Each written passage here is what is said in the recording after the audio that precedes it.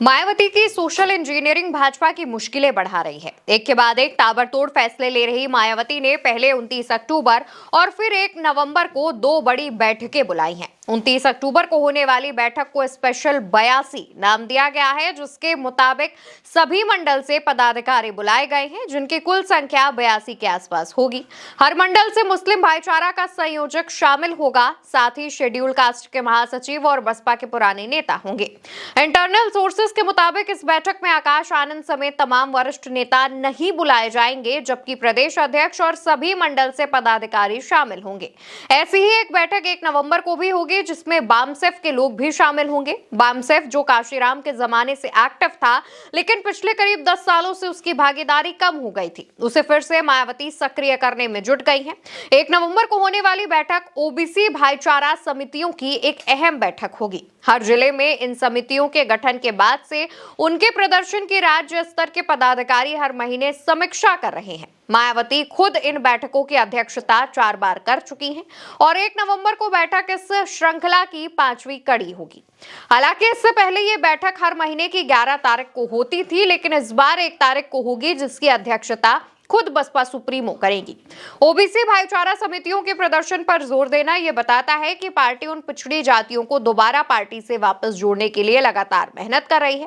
Party के internal sources का कहना है कि इस बैठक में मायावती मुसलमानों और स्वर्ण जातियों के लिए भी इसी तरह की भाईचारा समितियां बनाने पर चर्चा कर सकती हैं। हाल ही में हुई एक रैली में हर जाति और समुदाय के लोगों की भारी भीड़ देखी गई थी, जिसे देखते हुए ऐसे विकल्पों पर विचार किया जा रहा है। इधर बसपा सुप्रीमो की बैठक पर बैठक से अन्य विरोधी दलों में खलबली मच गई है। साथ ही राजनीतिक गलियारों में भी तमाम तरह की चर्चाएं चल रही हैं, तो दूसरी तरफ राजनीतिक विश्लेषकों का मानना है कि मायावती के मजबूत होने से समाजवादी पार्टी से ज्यादा सत्ताधारी भारतीय जनता पार्टी को नुकसान उठाना पड़ सकता है।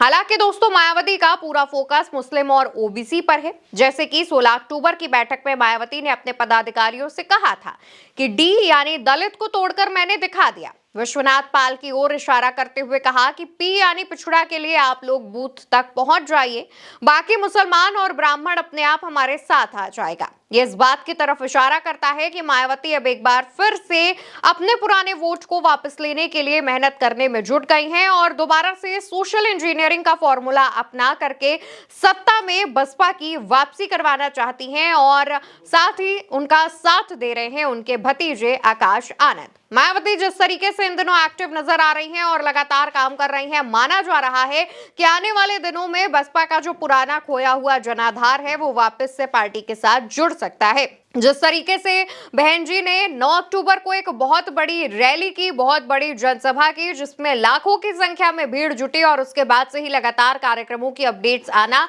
ये बताता है कि मायावती अब तमाम चीजों को खुद अपने लेवल पर मॉनिटर कर रही हैं, जानकारियां ले रही हैं, रिपोर्ट्स ले रही हैं और उसके बाद ही कोई फैसला लिया जा रहा है। बसपा की तरफ से लिए जा रहे ये फैसले सत्ताधारी पार्टी भाजपा को ज्यादा नुकसान इसलिए भी पहुंचा रहे हैं क्योंकि भाजपा के पास और भाजपा के वोटर्स के पास अभी तक कोई ऑप्शन नहीं था। माना जाता है कि भाजपा से नाराज ब्राह्मण वोटर के पास समाजवादी पार्टी के पास जाने का ऑप्शन नहीं था। ऐसे में अब उनके पास तीसरे विकल्प के तौर पर बसपा एक्टिव हो जाएगी और इसका जो नुकसान है वो भाजपा को और फायदा बसपा को मिलता दिखाई पड़ेगा। हालांकि बसपा की तरफ से जो लगातार फैसले लिए जा रहे हैं उसका असर कितना होगा यह आने वाले चुनावों में पता चल जाएगा। लेकिन मायावती के इन फैसलों पर आपकी क्या राय है, कमेंट सेक्शन में बताइएगा।